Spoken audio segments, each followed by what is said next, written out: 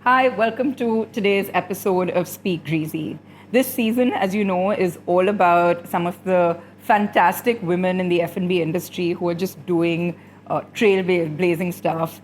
And my guests today are no less trailblazers in their own rights in what is considered a male-dominated segment of the F&B industry, which is bartending. So, welcome to the show, Shatbhi and Aashi. It's so great to have you here. And, the whole idea of inviting you both was that, I know you are young at heart, but you have been in the industry way longer than all of us put together. And Aashi, you're this, as you said, Pocket Dynamyte is your popular name, and I think you've created quite an impact in the few years that you've been in the industry.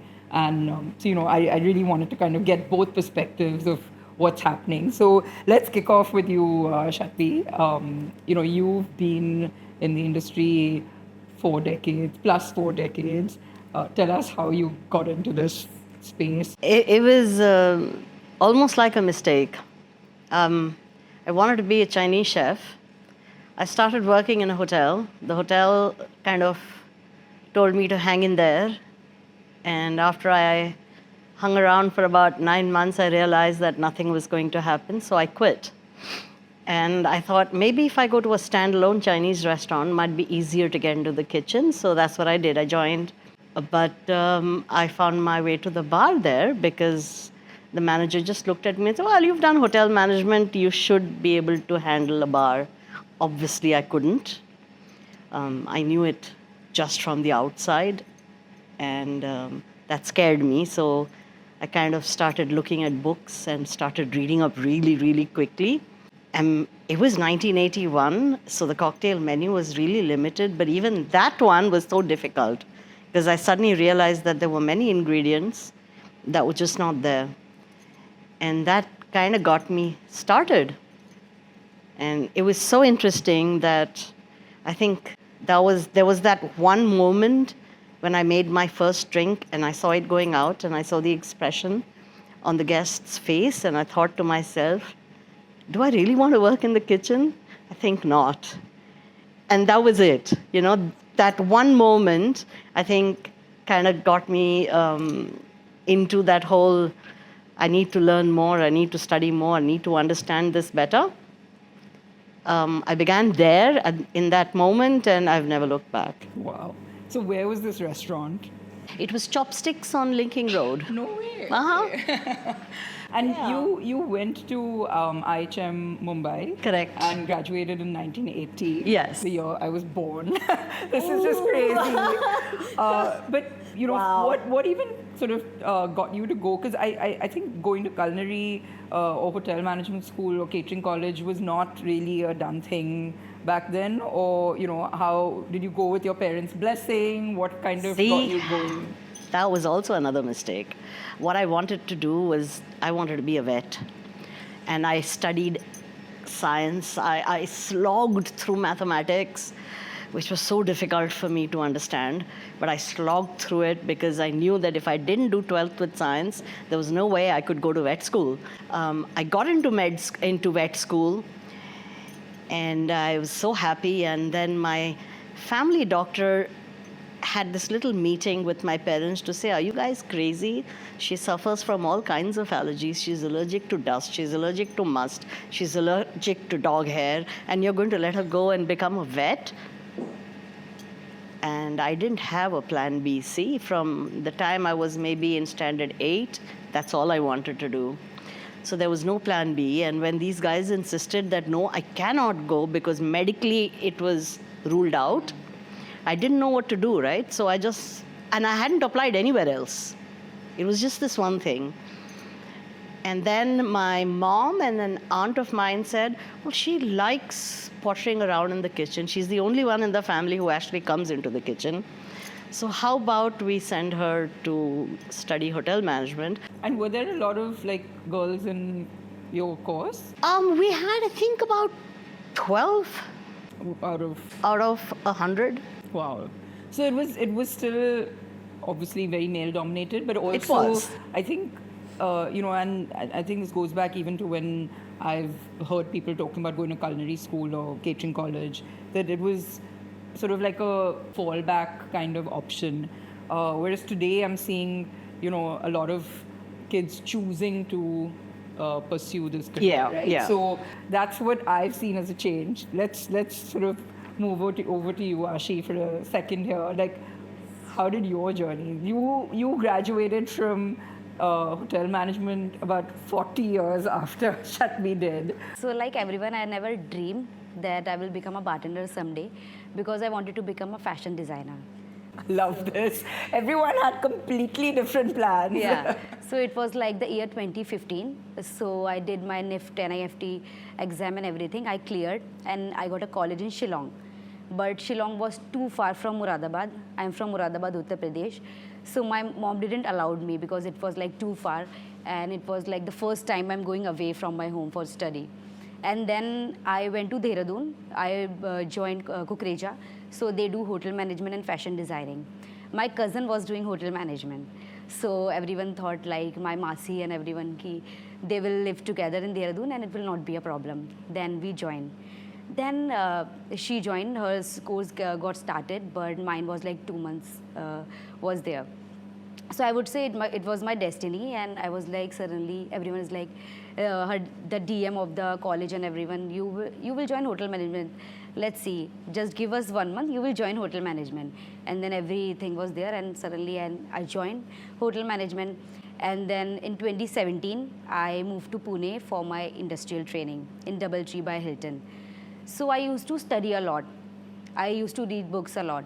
Like everyone, I did my 2 months in F&B service, then 1 month in kitchen, then housekeeping. So there was one very interesting story. If you know Don the Beachcomber, he is the father of tiki culture. So I used to read their story. He used to turn on the hose pipe so that the guests think it's raining and they could stay for 2 or more drinks, and he could spread the tiki culture amongst them. I used to like request my manager to like allow me to wipe glasses behind the bar. So at least I'll see what bartender is doing. And then they were like, no, as I was a trainee, and it used to rain in Pune, like there was a rooftop bar called Level 12. I used to do training in my bakery. I put red color and I tie my bandage on my toe, and I requested my manager, like I got hurt while coming on shift, so I will stand and like wipe glasses behind the bar so that I could see how operations work. So there was a bartender named Satyendra. He used to teach me like how to do basic preps of the bar. He used to interact with the guests, and he used to teach me a lot of things. He gifted me one book also called Joy of Mixology. Then I came back to my college. It was like year 2018 when Mr. Gauri Devidayal was representing India in world class. So they came for a master class. I joined KD Sir Bar Academy of Doon for like 6 months. They came, and like I used to see videos on YouTube that how contestants are performing representing India. And then Gaurav sir told his story that he was like trying for world class for more than like 7 years. So yeah, that motivated me. And then I was like, okay, 2018 is there. I have to start like my first job. Then I've decided there is no turning back from that time, that I will like join F&B service only, and in bar only I want to do. Like after all, I wanted to become an artist, right? So rather than like sketching and making clothes for like ramp, I will design cocktail for my guest. Wow, that's quite a journey. But tell me, did your parents, I mean, considering they were nervous about you sort of going to a place like Shillong, how did they feel when you told them you want to work behind the bar? My mother and my brother is very proud of me. My dad is still like not okay with me doing these things because I come from Muradabad. Everyone think like I am working as a chef or something in a hotel. But after world class and everything, my life has changed, and now my mom proudly say when everyone comes like, yes, my daughter is a bartender and she is working in Pune and managing one bar. So yeah. Again, when you were doing your bartending course, were there a lot of other girls in your... No, there were like 2 girls in one match, me and my cousin. And out of how many people? There were like 40 students in that batch. And did you ever sort of doubt if this was the right thing for you when you saw that it was so many guys and there weren't that many girls? Did you ever feel like I never felt that. I never felt that because I love what I do. And it makes me happy at the end of the day. And I'm getting a good sleep, I think. So, yeah, that's the thing. Wow. So, you, after graduating, then, so you worked in the restaurant and started working in the bar, clearly. And how long did that go? Because you then went on to do a lot of other things. So I kind of did two jobs at the same time at all times. I looked after the restaurant and the bar always. So when I moved jobs after that, I was transferred to Goa for about a year by the same company, and that was a hotel. So I was working in F&B. I was doing all round. So they put me in the front office, housekeeping, F&B. But every evening after my shift, I would still go to the bar and then work an extra shift in the bar. And the bartender there was pretty happy because, he didn't know drinks very well, and I kind of knew them quite a lot. Then I came back to Bombay, and again, I started working for a brand new hotel. And I was then handling F&B and training both. So I was training them for F&B service. I was also training them in the bar. And again, I was handling the restaurant, but every opportunity I got, I was behind the bar. And initially, the bartenders were a little skeptical. They used to look at me and say, why is she coming into our bar? And then when they realized how fast I was, and that meant that they could go out for a smoke break, and I would handle it. After that, they were my best buddies. Fab. So, yeah. It changed for me. I think this was towards 88. That was the time when I kind of was going through a phase of suddenly realizing that 3 years of hotel management was not a degree. Now, in those days, it was a diploma and not a degree. So I went back to the drawing board, and I was already working, right? I was married already. And therefore, I didn't know what to do. And I said, okay, there's something called correspondence course. Let me do my BA correspondence. I actually studied more than I studied in the 3 years of HM or in school and college for this exam. I had a friend who said, listen, you've taken a break, right? Why don't you come and work with me in advertising? And I said, I don't know anything about advertising. He says, no, but you understand food. You can handle my food accounts. Anything that is food related, you handle for me. Right. Take a break. I said, okay, I'll take a break. So 2 years I worked with him in advertising, and I handled his food accounts. And that was complete new learning for me. And while I was doing that, I was also helping another friend of mine who had finished his MBA and had his first job with Herbertsons, which was part of the UB group. And they were launching Royal Treasure White Rum. Mm-hmm. And he said, I need help, man. I mean, I can drink stuff, but I don't know what to do with it. And I said, yeah, cool. I'll help you do the cocktails to launch your brand. So I created this whole list of cocktails. I wrote down all the recipes, created a little book and gave it to him and said, and he got all, and it did really well. The launch went well with all those cocktails and all that. And that got me thinking that, maybe I need to now use this time that I've got and the learning that I've had from 2 years to do something different. And the first thought of writing a book came into play at that time. Was going through a Saturday Times supplement, and there was this article on appreciating wine, and I was reading that, and it kind of bugged me no end because it was very supercilious. It was literally like the person who wrote it was looking down on everyone who may or may not know anything about wine, and it got me really mad. If you want to talk about wine, then should you not be making an attempt to get your readers to understand it better instead of saying strange things like, so you drink your white wines cold and your red wines cool, and if you can't do that, then stick to ice and water. So it was very patronizing. I was so annoyed, and I thought, listen, I think I can do a better job than this chap. So I actually faxed a note to the editor of the Midday. Ayaz Memon was the editor then. to say, hey, are you guys interested in good articles on wines and spirits?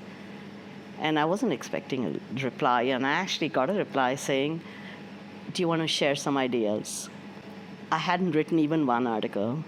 So I sat down with loud music in the background and started punching in stuff into that computer, printed it out, faxed it back to them, and they said, oh, I think we should meet. Wow. And that's how my journey of writing began. It was purely writing the way I speak, and writing with the intent that the person reading it should understand what I'm saying. And I think that was a series that I started in the Sunday midday, and that was a series that did really well. And I suddenly realized that, oh, I've learned a new skill. I can now write. And I think with every skill, the more you do of it, the better you get. So that part of my journey where I was a little idealistic, saying that if I have a kid, I need to look after it. I don't want any ayahs around me. And so there I was, raising her, writing, also filling in pages for my book.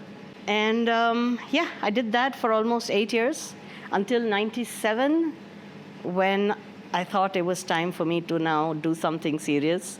And when I launched STIR as a bartending platform and a 2-day conference. And I think that was phase 2 of my journey. When I started that, did that for 3 years. And then from 2000, I started getting back into the industry, consulting. Each thing that I did taught me something new.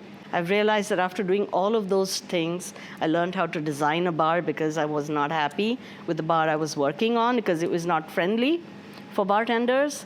So I studied again and designed a modular bar, and I worked with the fabricators to create that.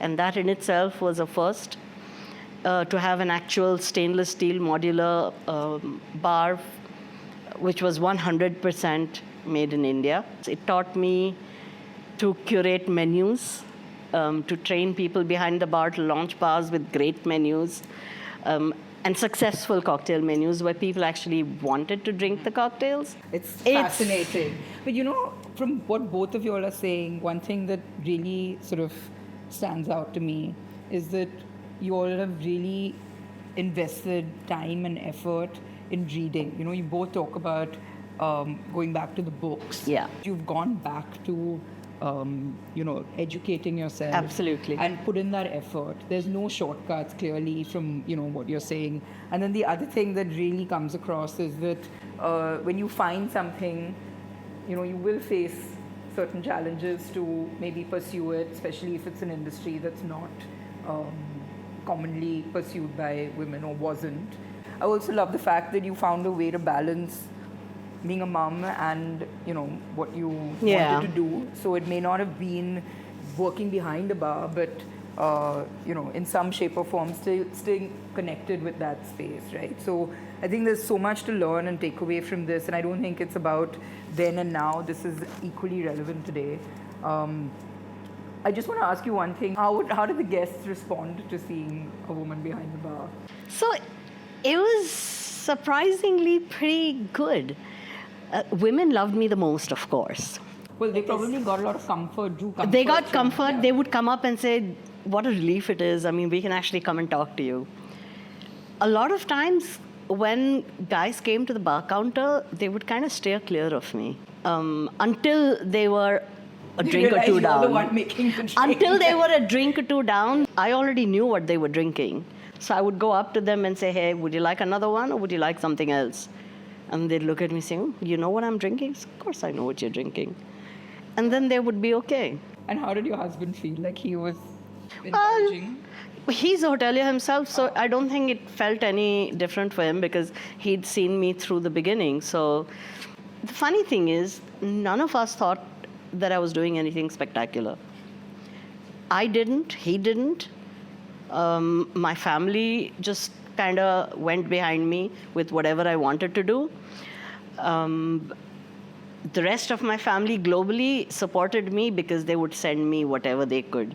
They would send me books, articles, magazines. They'd come, they'd bring in about a zillion miniatures for me to try out. So for me, I think I was fortunate. But I think that's also so important, right? It for is. both of you all to have people who support you in this, because it is when you're trying to do something that's, maybe a deviation from the norm.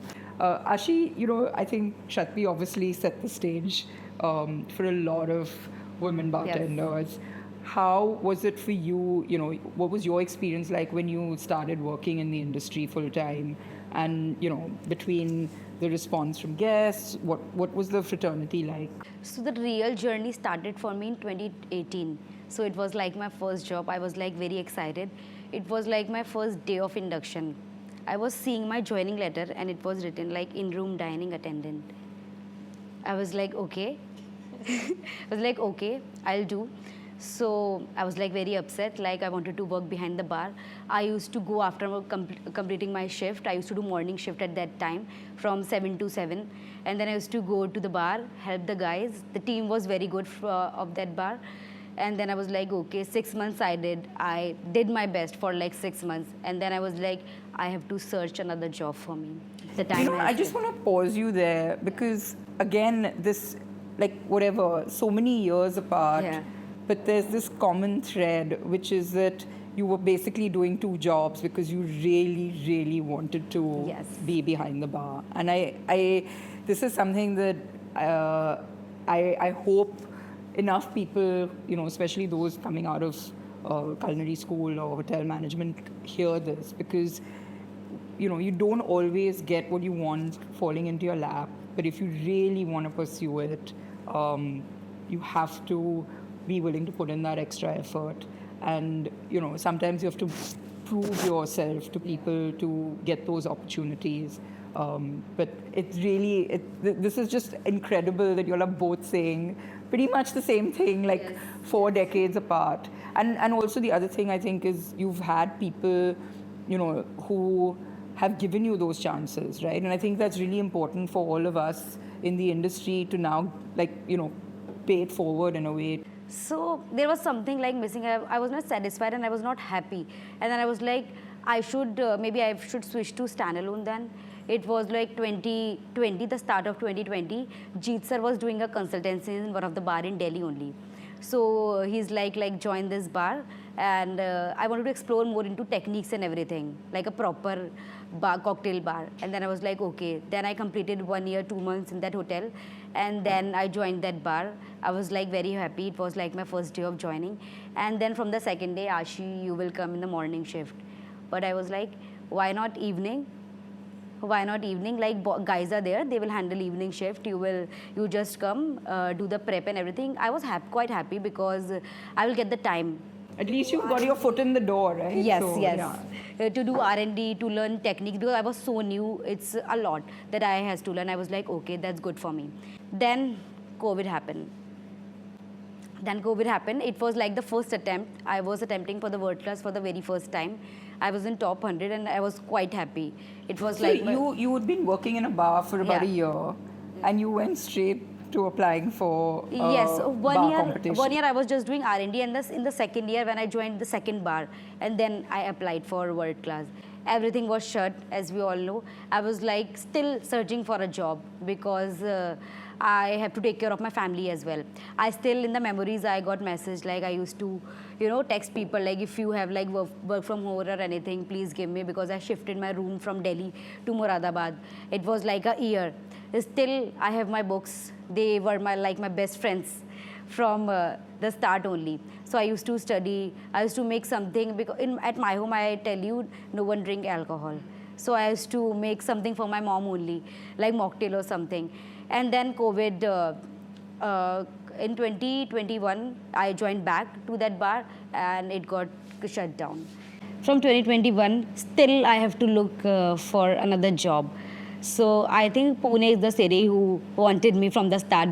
And then second time, again, world class came into my life. I was like, okay, let's attempt for it again. So again, I was in top 100. Mayur was judging me. He was seeing like how much I am stirring a martini, how much ice I am putting. But before that, I forgot my mixing tin. Checklist is very important for him. If you are like performing, your tray has to be set up. I didn't know how to set up a tray for a competition and everything. And I paused. I was like giving my round. I was like making my drink. And for the second drink, when I was making a martini, I realized that the mixing tin is not there. I paused. He said, what happened? I was like, I like forgot my mixing tin and outside bar. Okay, go and get it. In a very rudely way. I was like, okay, I made the martini. I was like, okay, this time also world class will not happen. I will, try next year. And then I came from my shift around 4 o'clock in the morning. I was sleeping.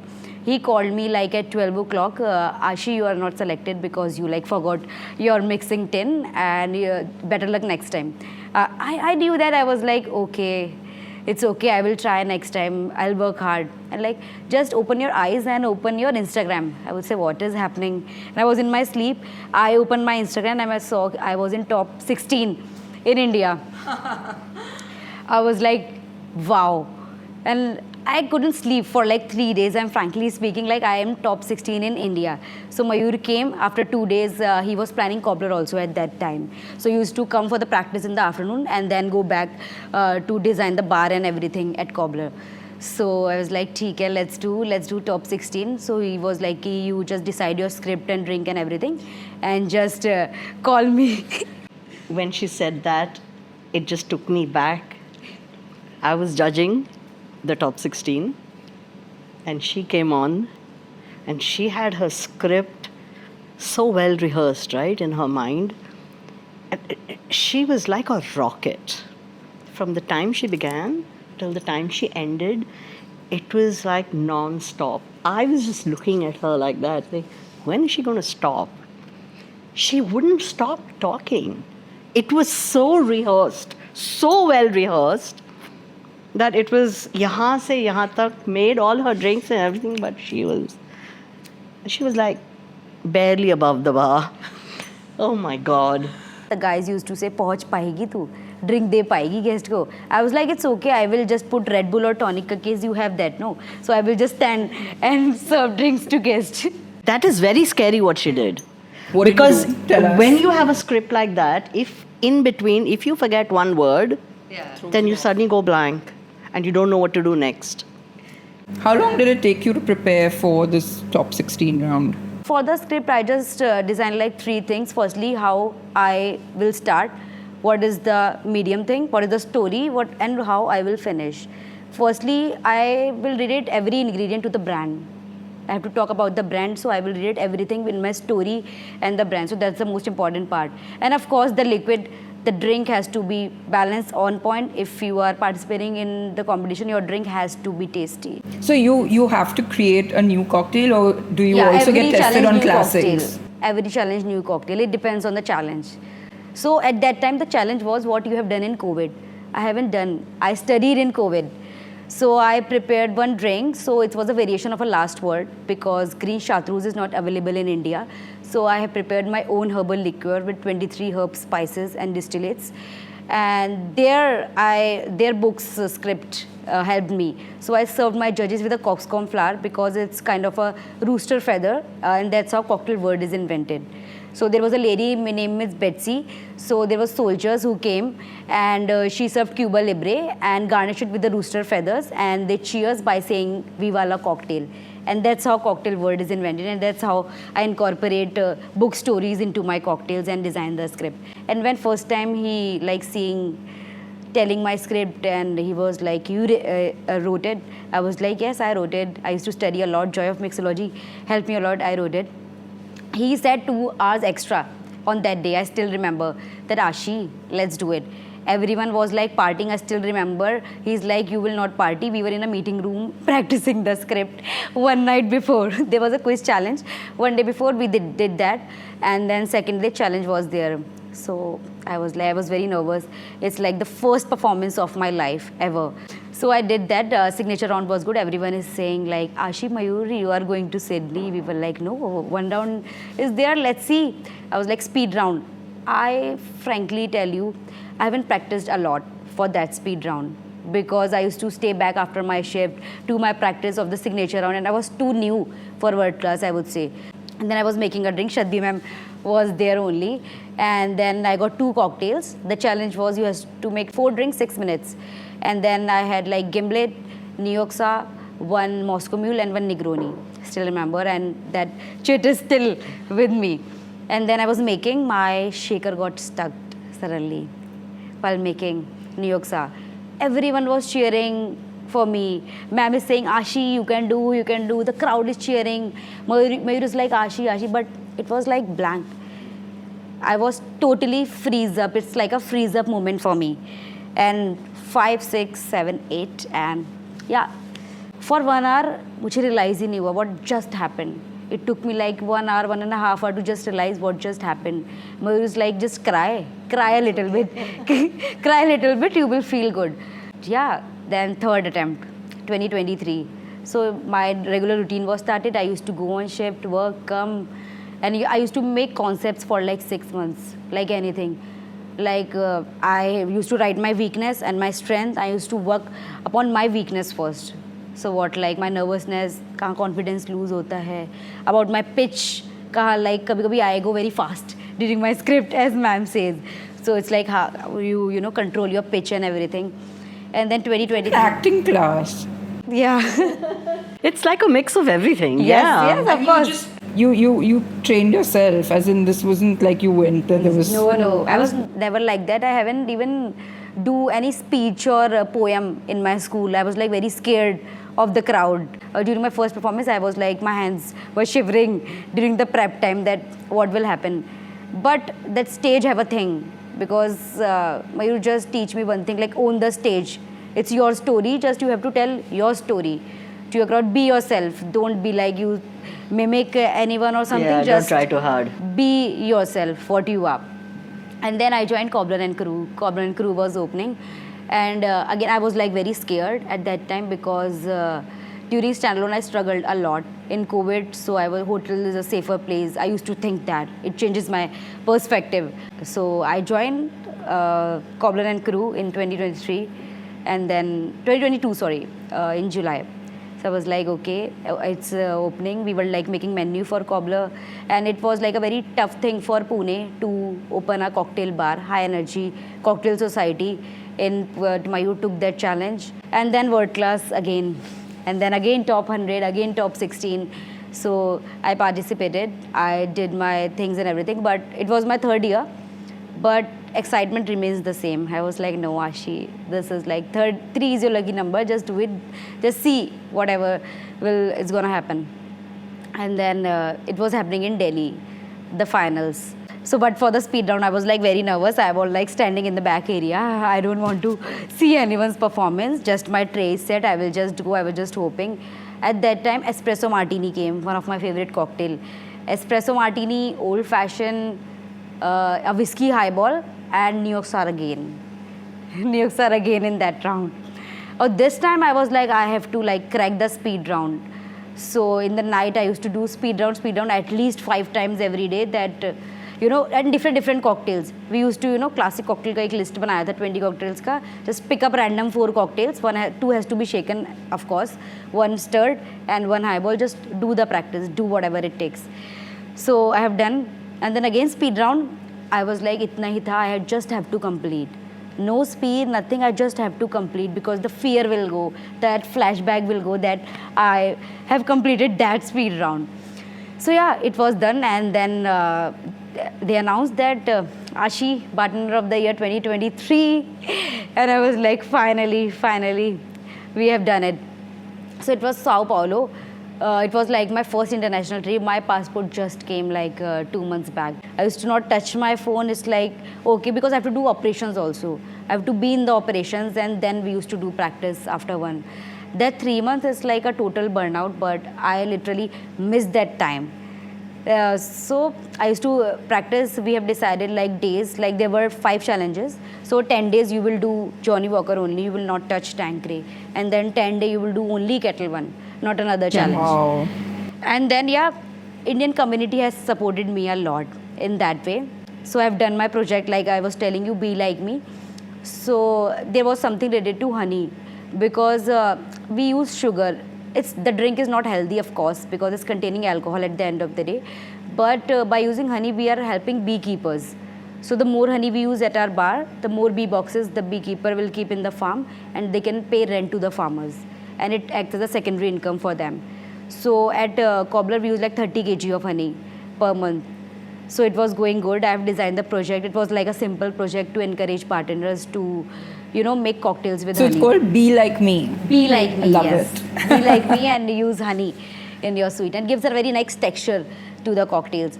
The challenge was you have to represent your bar. You have to bring your bar's wife to there. So Cobbler is a colonial style jazz bar. So we did everything. We played music. We designed the cocktails like this and everything. I was the first one opening the challenge. That's never easy. And there, you said earlier there are 54 countries There were that 54 participate. countries, yes, Okay. yes. I was the first one who was like opening the challenge, and Mr. Ego and Miss Benny was judging me. Ego just gave me the glass of water. Aashi, I have water. It's okay, because I was like very nervous. So in India also they have designed like a proper platform for me in which I stand and perform. Like even Globals one day before, they literally designed one wooden platform for me in which I was standing. Even some of the boys use that platform as well. So the challenge, everything went well, and I served my cocktail in a small platter. It's like a platform in which same platform I stand at my bar, and I have written I love Pocket it. Dynamyte. There's a ritual we have done. So Mayur got me like small shakers also from Singapore, in which I made and served the drinks to them. And then everything was done. And So everything was mini. yeah. Because you were mini. I've created the ritual. I've set up the tray according to that. So for the welcome drink, like if you go to any Maharashtrian house, you will see they will serve you water dipped in vetiver, khas. And it's a welcome. So I have made one cocktail with vetiver and jasmine and Tanqueray, small portion, and served them as a welcome drink to show the culture. And then, Tanqueray was good. Everyone was like, there is a girl who came from India. Groups pe messages are coming. There is a girl this time representing India. Were you the Again, first girl to ever represent India? Yes. Wow. I was like, okay, no pressure. I was just focusing. And 19 hours, I was just sleeping in the flight. Vikram Sina is like, just enjoy, Aashi. Enjoy, sit, relax, watch something. I was like, I need a sleep. I need a sleep before we land. It was my first international. Like, I didn't know anything. I was like, bus luggage aa jaye. So 3 months was very tough. We planned so many strategies for that. We had made 3 luggages, 3 different parts in which preps were there. Like one with me, one with Vikram Senior, one with Yvonne, and one with Mayur also. Even kisi ka bag, if it got missed on the airport, at least one bag is there for us. Oh my God. This is just crazy. Taking it to another level. So Yvonne took the Banta machine, the 50 kg Banta machine we took in São Paulo. What machine? Banta, the Oh, Banta soda. for the ice. No. So Oh, to put the thing in the soda, the marble in the... Marble in. we have took that. You took a 50 kg? Yeah. And thanks to Yvonne. She literally took that machine with her. And it was like packing, it's like 15 days packing me, what uniform you will wear, what props. So these things will come in end. Firstly, I was prepping what I will make there. My luggage landed safely. I was like very happy. Thank God, let's see. And then second challenge was, you have to make 6 minutes, 6 drinks with Johnny Walker. Wow. And then... This is the speed round or whatever. Yeah, that's again the speed round.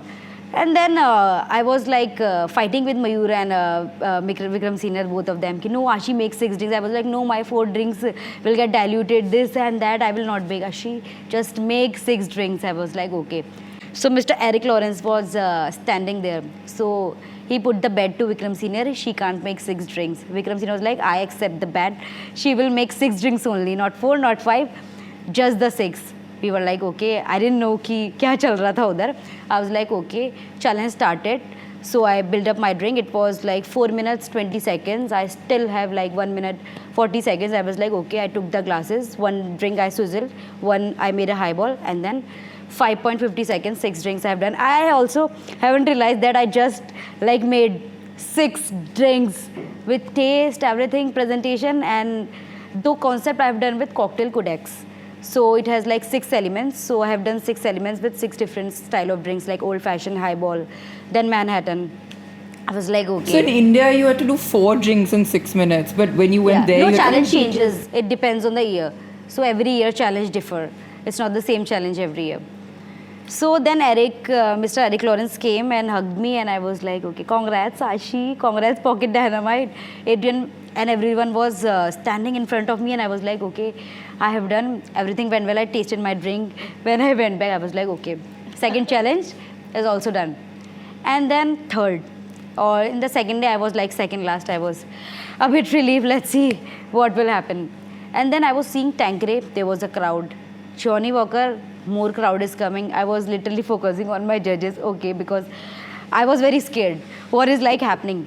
And the challenge was you have to make futuristic cocktail, futuristic Paloma and a futuristic margarita. So for margarita, I did neurogastronomy. Like if you think of what gastronomy? Neurogastronomy. Okay.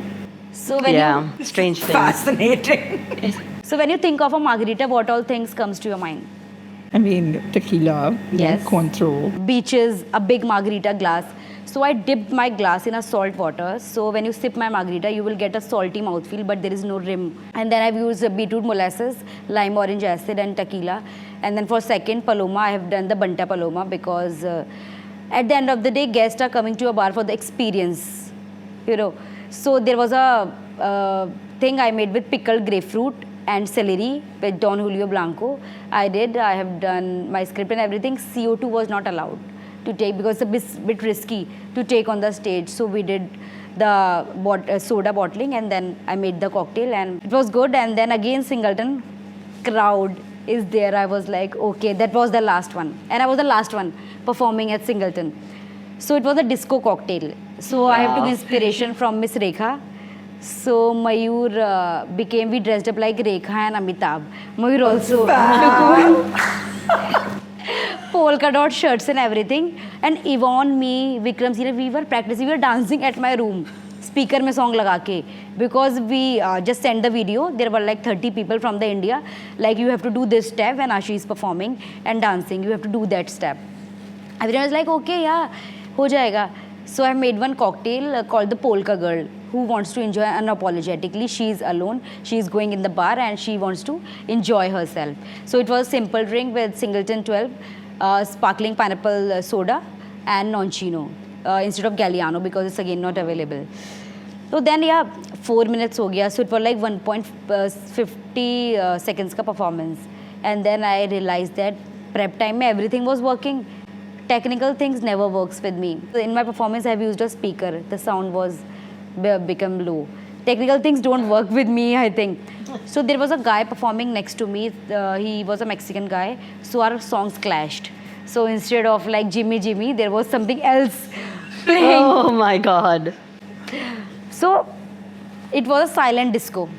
It was silent disco and earphone में I thought कि I started doing my steps because I thought कि सबके में कि music तो बज ही रहा होगा. Then Vikram Sinha is like, no song is there. I just paused and breath for like 5 seconds. I was like, I have to sing. There is no option. I have to sing. I hate singing. I was like, because समझ में नहीं आ रहा था किसी को what is happening. And we, Mr. Lama sir, Mr. Hemant Senior, we all were singing, shouting and dancing and doing that step. Everyone is looking what happened to them, what they are doing. But then at the end they realized that sound got clashed with the person next. I was like crying and then everyone is thinking, wow, Aashi performed so well. That's why she's crying. I was like, no, again. So I've decided not to use any of the technical things during my performance. Back to basics. Oh my God, this is fascinating. And then you ended up in the top 12. No, that's again a story. And then we were like, nahi, abhi top 12 mein to I don't think so. Song clash ho gaya. And then let's see. And then I was like, Mayu, where is the Indian flag? We got it from India. He was like, it's in the room. So lift was very busy because there were so many people living in the same hotel. So what he did, he just put his shoe in the lift so that it will not close. He ran and got the flag. And when he enters just with the flag and they announced India, at that time I was just looking for him and he was like so happy. We were crying, me, Yvonne, Vikram Senior, we were just like crying. So he lifted me up. Like every time it's a ritual, I was like, okay, just landed me to the stage. I have to go. So yeah, we were like very happy at that time. Like first ever India came in top 12, and then speed round. Speed round was there. So this time 6 minutes 10 drinks. 10? Yeah. My God. Oh my God. It's like 6 minutes 10 drinks. The line was, I still remember, speed is good, but quality is better. The line was that. Okay, no one has seen the stage of that speed round. So before 1 hour, you're not allowed to, take your opener also. Because they wanted to see how you work in another person's bar with not your equipments or anything. Because someone prefers their own specific type of shaker, knife and everything. They want to see how you work with other equipments. That's a good round. And then they have to arrange 3 platforms for me. Because there were like 3 different bars in which you have to make drinks. First bar, you have to make 10 Caprianas. Oh. Yeah. Second, Oh, the same drink, 10 of the same drink. 10 of the same drinks, yeah. Second bar, you have to there was a mystery box. There was some Brazilian fruits and some liqueurs and everything was there. You have to make 1 drink on the spot. And third, you have to make a martini in front of Martini Maestro, Mr. Ego Perone. And I was like, okay, there were like 3 stages. 3 stages they have put. Once you get on the martini stage, you can't go back. If you miss your garnish or anything, you can't go back to that station. I was second. I was not 3, so I think I was not lucky. I was like, okay. I was second, so I have made the Caprianas, the Brazilian. So Barry, he gave one lime before the performance. So that was the trick because Brazilian lime is very, very hard. So you can't muddle them. You have to put lime juice in that. You can't muddle that limes. I was like, okay, no one understood literally this thing. So I made the Caprianas mystery box. I wanted to make a bramble. There was a cherry liqueur there. And then Tancred Anne is not there on my station again. Then Kettle One is there. I have made a vodka bramble. I had like 6 minutes. My motive was like, I just, want to complete that round. And I love to make martini for my guest, but at that moment of my life, my hands are literally shivering because Mr. Ego Perone was just standing right there. It was like, Aashi, you have time. Aashi, you have time. Go, okay. And then I made the martini and I think 4 minutes, 50 seconds and speed round done. And then I got a relief, okay, everything is done. Let's see what will happen. And then India, I would say not me, but India won People's Choice Award at that moment in 2023.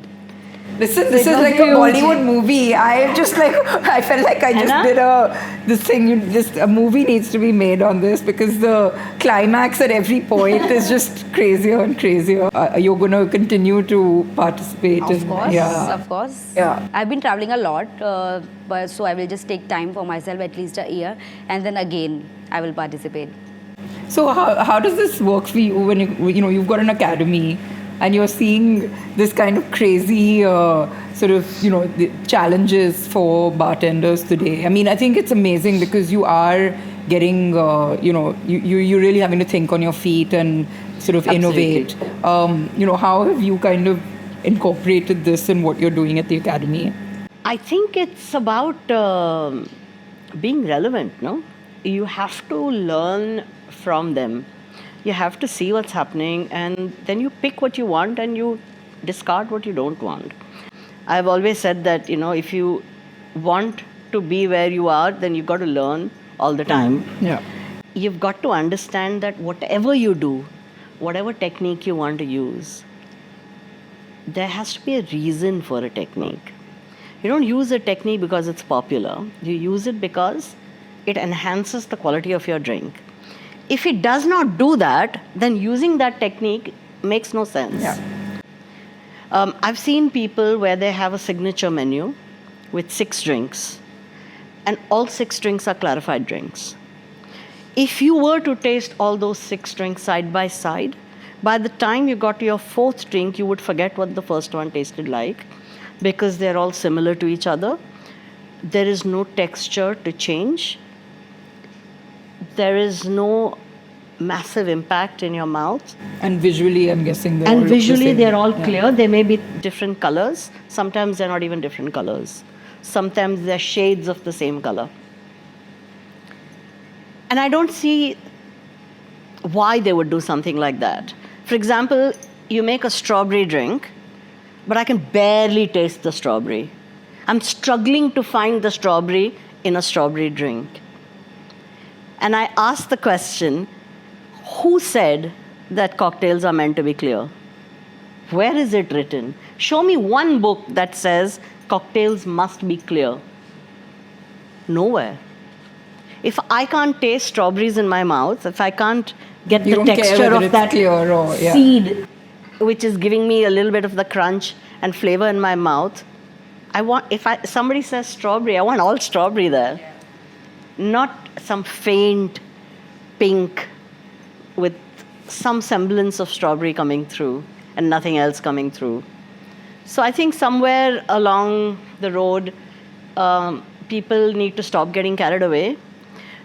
They need to stop thinking they're scientists. We were never meant to be scientists. We were meant to think from the scientific side, but we were not meant to become scientists. If I spend so much time with a rotovap distilling things, does the consumer who come to my table, does he know what I'm doing? And is he really appreciative of it?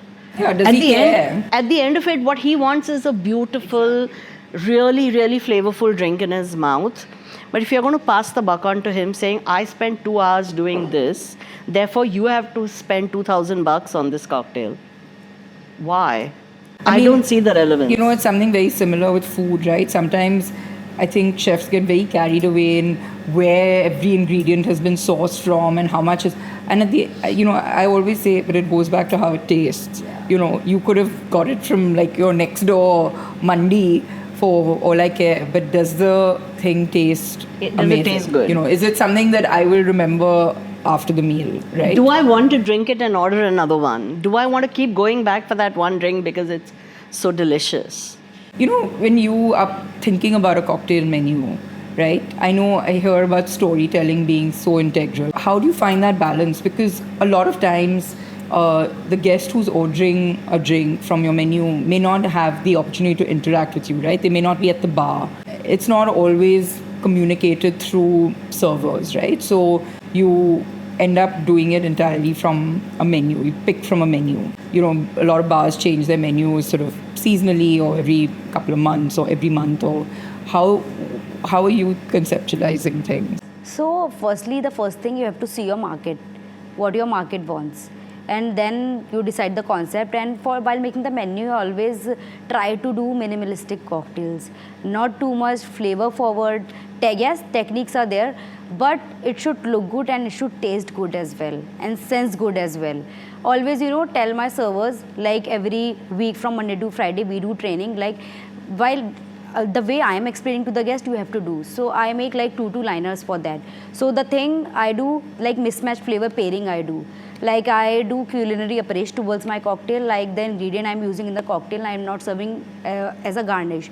I don't like to use too much complicated ingredients for my guests that it's not easy to understand. So yeah, stories must of course, but it should be tasty and guests should order a repeat of that. So there is a cocktail I still remember, it's called Feeling Good. It's from our first menu. It's our interpretation of a pesto pasta. Like pesto pasta has basil and cheese. So we have used like Thai basil, wine, some white wine, imported lemon, and we have made a cordial out of it. It's kind of a gin basil smash, but clarified, sorry, ma'am. I know. Only the cordial. Only the cordial. Okay. Only the cordial. But we have used fresh lime juice in that, not just the acids. And then we have garnished it with Parmesan leather. So you can just take a sing and have the bite of the Parmesan leather, and you will feel like you have having the pasta. So that's how I take the approach and make the cocktails. And for this menu, I have made a cocktail called Summer of 95. So we are doing a 90s menu at Cobbler. So it has a nostalgia of drinking ruabza in summers. So I have combined rose, mint and vetiver, again khas. And people are loving it. So like Feeling Good was the first one, it got carried forward in our second menu. And then now both Feeling Good and Summer of 95 and Banta as well. So the Banta I have made in the globals, so we have put in the menu. So when it pops out on the table, guests like wow. And yes, if it's tasting good, and then you are sorted. Are you seeing more and more women getting into the bartending space? From the time you started STIR to today? Definitely more than there used to be for sure, but still not enough. But I'm glad that there are more and more women in the overall space, if we're talking alcobev, so not just behind the bar, but around the space. Yeah, like brand ambassadors. Absolutely. And sort of, yeah. Yeah. So you'll see a lot more women sommeliers coming up. You'll see a lot of people in not just BAs, but even in sales and marketing, a lot more women coming into the space. And I think that's definitely going to be healthy. And that'll allow more women to come into the bar space as well. You know, you talked about earlier sort of the being told that your shift was in the morning, right? I believe like one of the laws is about having, I think there's a time cutoff for Correct. women Yes, to work. that is. What exactly is that? So I think earlier it was 8 o'clock, 8 p.m., but I think now it's 10 p.m. How do you It do your job? makes no sense, yeah. I know it doesn't make sense, but how do you do your Makes job? no sense. It's a way sorted now, I think. So It's ambiguous, which means you can play with it and play around it, and nobody wants to bother you about it unless there's something very specific that goes wrong at a certain point. I mean, I used to work behind the bar at a time when I didn't even know I was not allowed to work behind the bar. That was so funny. So, but most of the bars and restaurants are providing cabs now. Yeah. It's getting very better. I From think, the but time that's I also a started. reason why sometimes restaurants don't encourage it because they feel like it's a. it's a responsibility. They have to make sure that they get home safely, and they don't want to do that because it's too much of a hassle for them. So, The other thing is, you know, you're 26. Yeah. How, and the laws for spirits are 25 and above. How do you do your job in that So scenario? I'm 26. I'm doing my job pretty good. When I was like 24, so lady bartenders were not allowed in Gurgaon. Now I think there was some. So I wanted to work in one of the bar. When I was in-room dining, then they said like lady bartenders are not allowed in Haryana. Haryana government like don't support that. But now it's getting better. Like after 25, you will not think that you will. Most of the people, not everyone, that you will adapt bartending as a career. So of course it's difficult. Yeah. No, I mean, like, It's there's senseless. a law against. That's what I think mean. The No, there is limit no- for drinking spirits is Drinking 25, spirits is there, right? So yeah, that, yeah. 25, that's what I 25. meant. Kind of bypass that when it comes now to people working in the bar, because we keep saying that, you know, people are not going to make a career choice after they're 25. They make their career choices But not earlier, yeah. when they pass out of college. When between 20 and 23 is when they start making career choices. But after I came like from Brazil, a lot of parents are coming to me and they said like my daughter wants to become a bartender. Can you like please guide her? So they are like easy in Yeah. taking daughter to adapt bartending as her profession, and that I would say it's a big win for all of us. And if you see the results also in East, Sarbani won, and in South, Anisha won. Apurva represented India like last year in Blend Scholarship. So yeah, it's getting great year by year. You know, when I interview people for the beverage sort of part of our front of house, I always hear about, you know, a lot of what they've been doing in the cocktail space. But then I also ask them about their wine knowledge, okay? And for some reason, people tend to do either or. And what they don't realize, when you work in a restaurant, maybe not in a cocktail bar, but when you work in a restaurant, you have to have Both. knowledge of both. I think so. I think so. I mean, in my academy, we teach both. We make sure that their basics of wine are covered really, really well. Therefore, when they go into restaurants and they see wine menus, they're pretty much equipped. And then, for those who are interested, there are a lot of young bartenders who are doing really well in the cocktail space, but are also studying and they're doing WSET to get better with wine. So you don't feel like people have to choose to kind of focus on one or the other? They can do both. They can do both, exactly. They can do both because it's only going to help. And wine cocktails, people are experimenting with Yeah. wine cocktails as well. Absolutely. Recently, I have made a sherry lemonade for my new menu, and people are loving it. But I heard recently that if you're a wine bar, you don't qualify for the top 30 bar list, which was a little disappointing. I obviously have a soft corner for wines. It's Well, what I can tell you is that I'm pretty sure in the next year or two, they will have a category for wine bars as well, because earlier they didn't have beers as well, but they have beers now. So I'm mean like I'm- breweries couldn't correct, qualify? Correct. But now they have a separate category for brewery. Do Indians sort of want to go to a place which is drink forward and the food is sort of something that... I think the food has to be extremely important.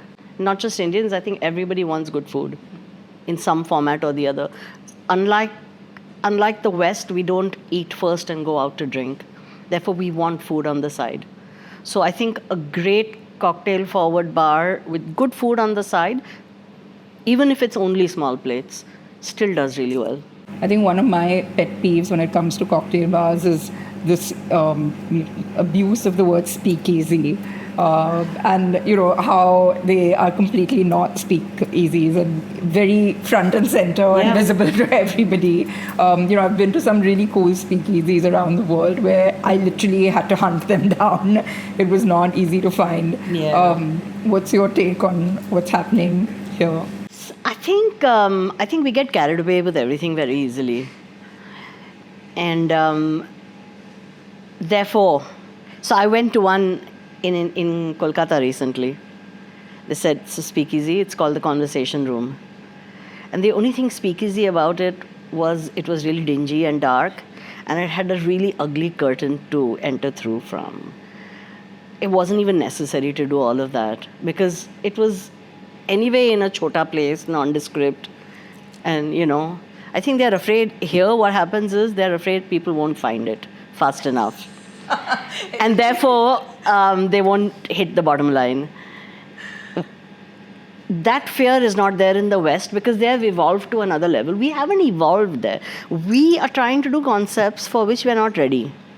We're trying to do things for which we're not prepared. We want our consumers to be ready before they are.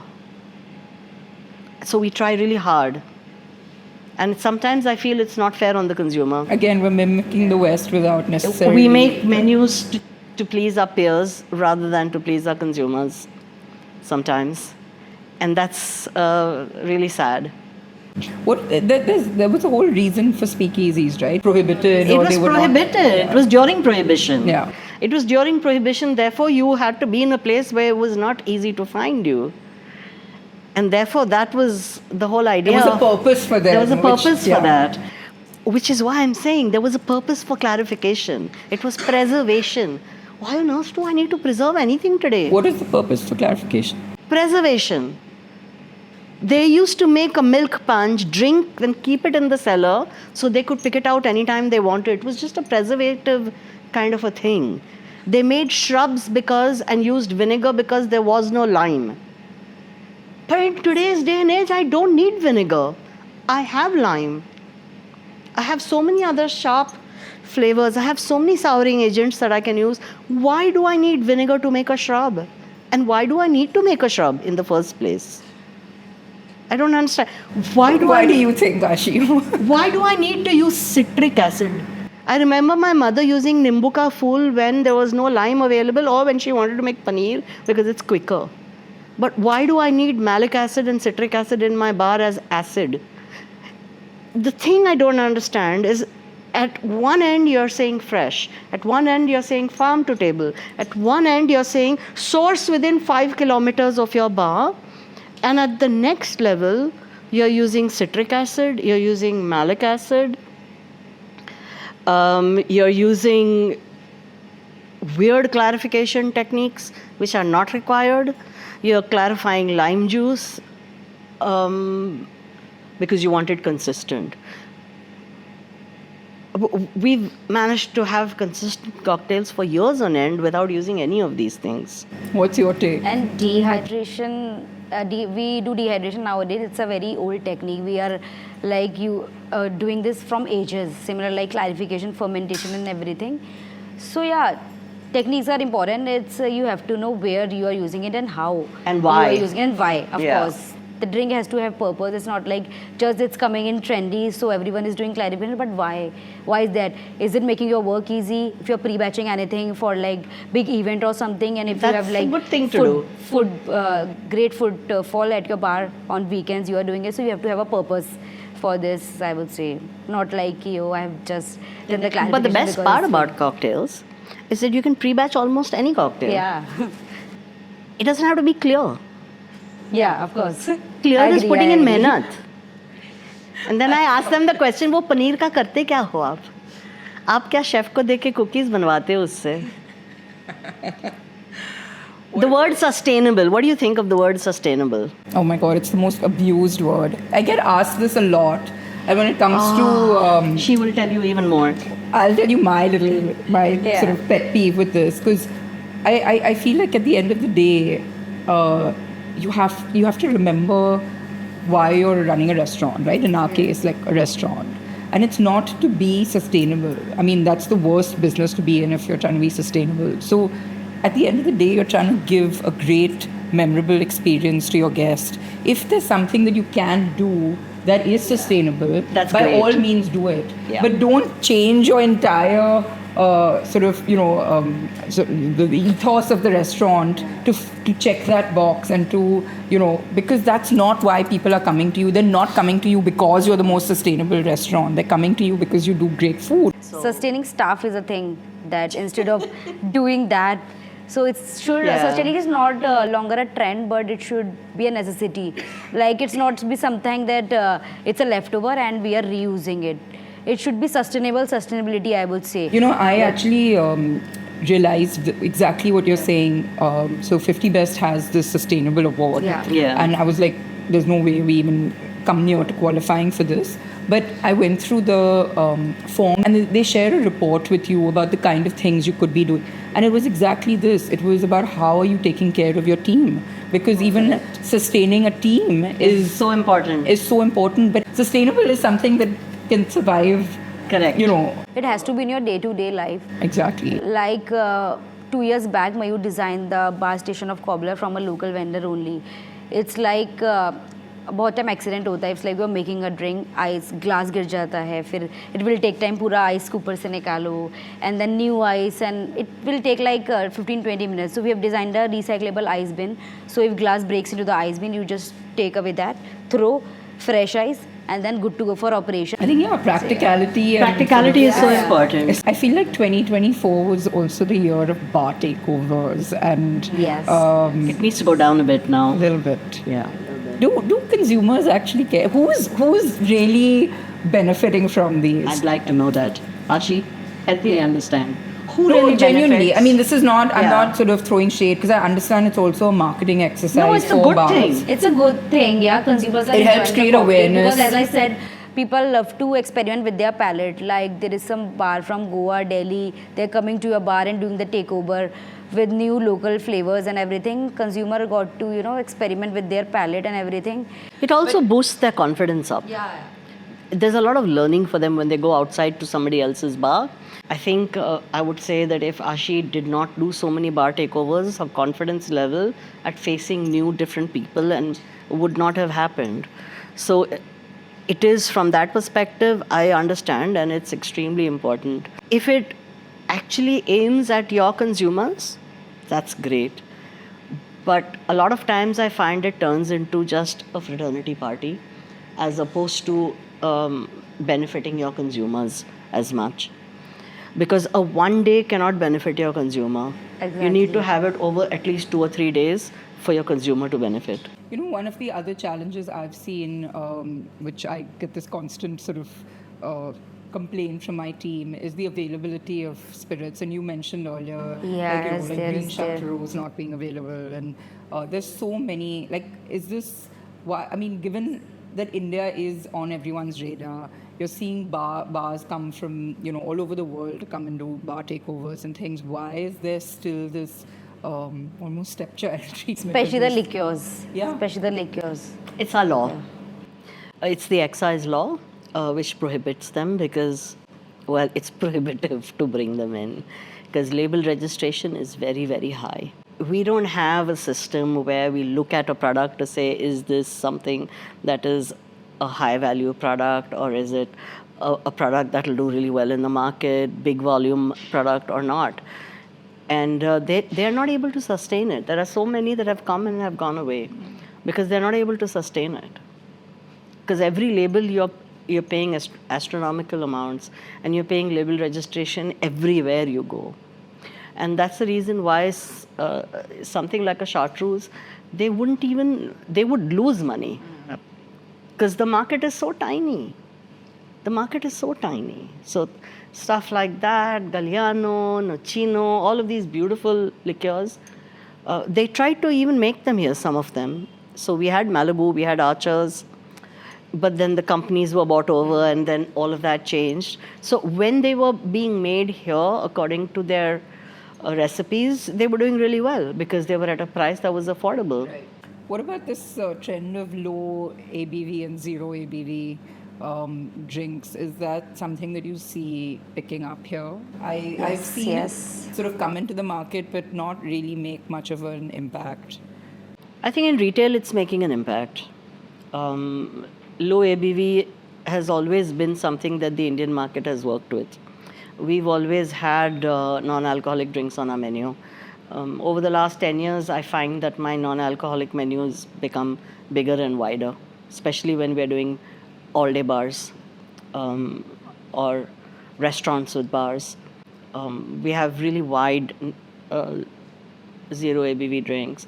What I don't see making an impact is zero ABV spirits, because that's what I meant. I don't Because know what they mean. Have you tried any of them? I have, and did any of them make any impact on your mouth?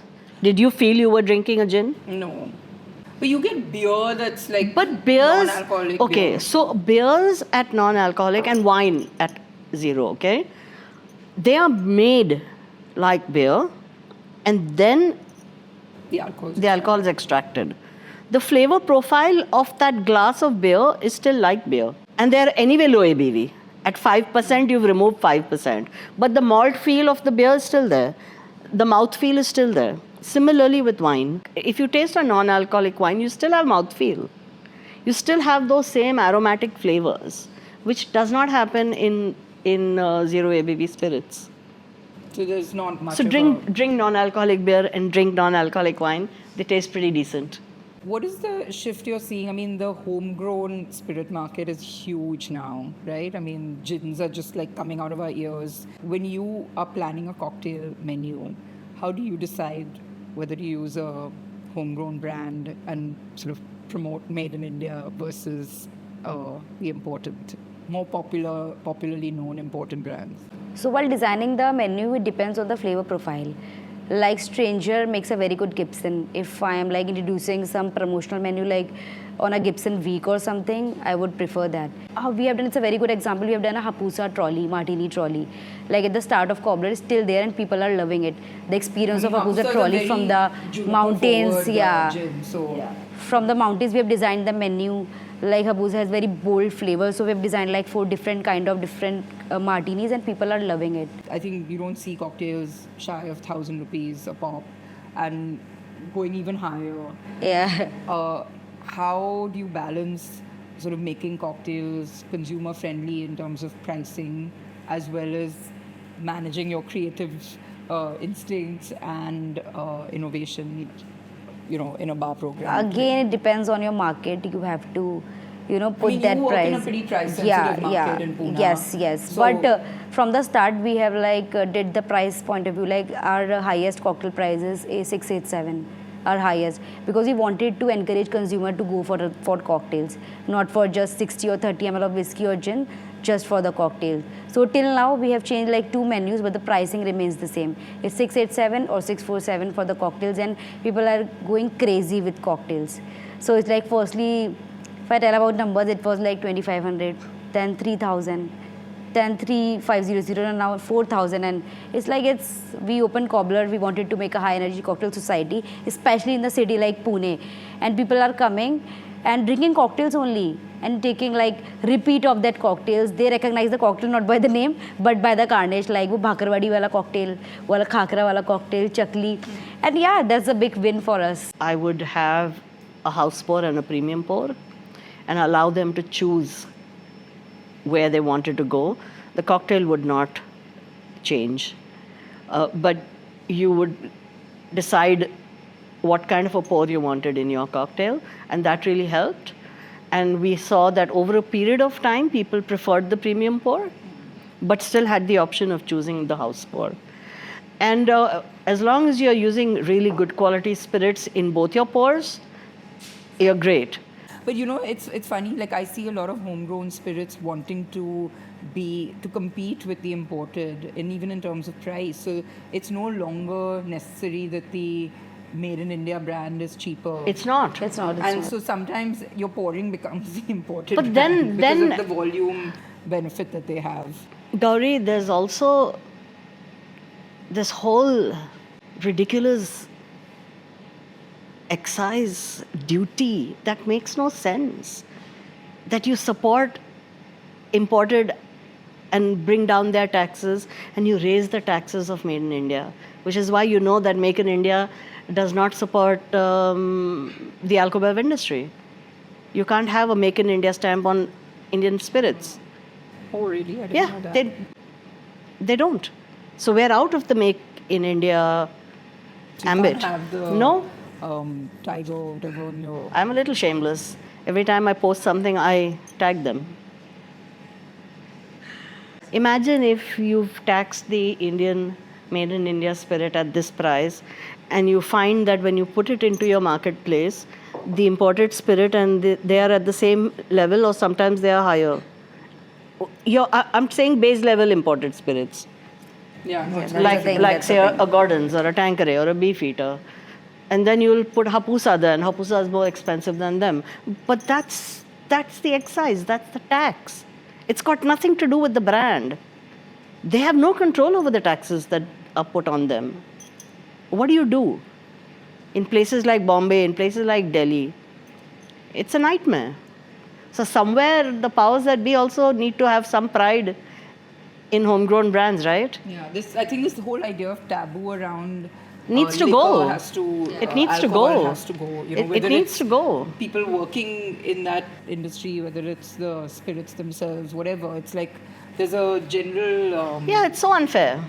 It's so unfair. Moving to happier sort of thoughts, do you have a cocktail that you judge a bar by? So, you know, I know when I go out to drink, there's one drink that I love. And before I start experimenting with the cocktail menu, I always order a martini, a dirty martini first. For do me that also, well. yeah. I trust them It's with a more. martini, but I judge like if the guy is asking me how you like your martini. He will make the martini, he or she will make the martini, but he or she is asking me how you like your martinis. So that's the thing. That's And your yes. secret judging question. What about you? Oh, I'm much simpler. 3 drinks I have, not one, depending on where I am. 3. One is the Bloody Mary. It's a great drink that most people mess up. So if a bar gives me a really great Bloody Mary, I know that What do you they've got think goes something into a right. great Bloody Mary? What makes it great? It's the technique of how you make it, more than anything else. More than what goes into it. Okay? You can have the most simplest ingredients go into it. It's just tomato juice, Tabasco. You can omit the Worcester. You can omit black pepper. Just lime and vodka. Even if you put these 4, you can make an absolutely fantastic. Forget the celery even. You can still make a fantastic Bloody Mary, but you just need to have the right technique to get it done. So what are the other 2? The other one is a whiskey sour, and the third one is a margarita. My If they second one can- is espresso martini as well. That's my favorite. Whenever Oh, I I go love espresso martinis. to any bar in Barcelona, I have tried like 15, 16 variations of espresso martini only. You've gone on an So, espresso martini. I taste. judge how creamy is your espresso martini, is what coffee you are using in your espresso martini. What's the most underrated spirit, according to you? Mahua, I think. I recently went to TGCC and I've tasted some great cocktails with Mahua. And if we, but it's again not available throughout the country. Correct. And I would say rum. Is I mean, Mahua is relative. still classified as a country liquor, right? No. Oh, has it moving now? out. Oh. Yeah. I think people have forgotten how to use rum in cocktails because it was all vodka for the longest gin time. and vodka is what, and now tequila. And is tequila. what, Well, tequila was always there. Then it went out for a bit, and now it's upgraded itself. Now people are. trendy again. It's trendy. No, 100% agave only. Oh, yes. Of They will look course. down upon you if you open a bottle of mixto. They were like, no, 100% agave. And then guess how they drink it, a lot of them? With a glass filled with water. Oh, God, stop. I swear, I'm not kidding you. I just went on the rampage recently, saying if you must drink water, drink it on the side, for Christ's sake. At least taste what you're drinking. You're paying money for 100% agave, and you're filling your glass with water or soda. Why? That is Because- that is $1 million question that we're Because all- they have to be in the thick of things, right? I drink tequila. That has to be said. How? Forget. What's your dream bar takeover location? Tyre Elementary, London. Anywhere that you, Shatbhi, would love to? Seriously, it's a very old bar, and it's called Trader Vic's. Oh, So, like, for her, Don the Beachcomber was father of tiki drinks. For me, it was Trader Vic. For me, it was Don the Beachcomber started something, but it was Trader Vic who actually took it worldwide. He was the one who kind of opened up the world of tiki I to the remember rest he of the came to world. India, didn't he? No. No? They did a bar though. They started with Trader Vic's Mai Tai bar. Yeah, that's a bar that I would really want to work on because it was his book that turned my world around and turned me into a bartender. It was called the Trader Vic Bartender's Guide. And surprisingly, my mother and my aunt had given it to me when I was still in college. And I didn't even look at it because I was so sure I wanted to be a chef. The biggest myth about bartending. That it's glamorous. We work like dogs. Yes, I Oh agree. my God. I agree. It's glamorous. We work like Biggest myth, dogs. yeah. What's the greatest skill you've learned?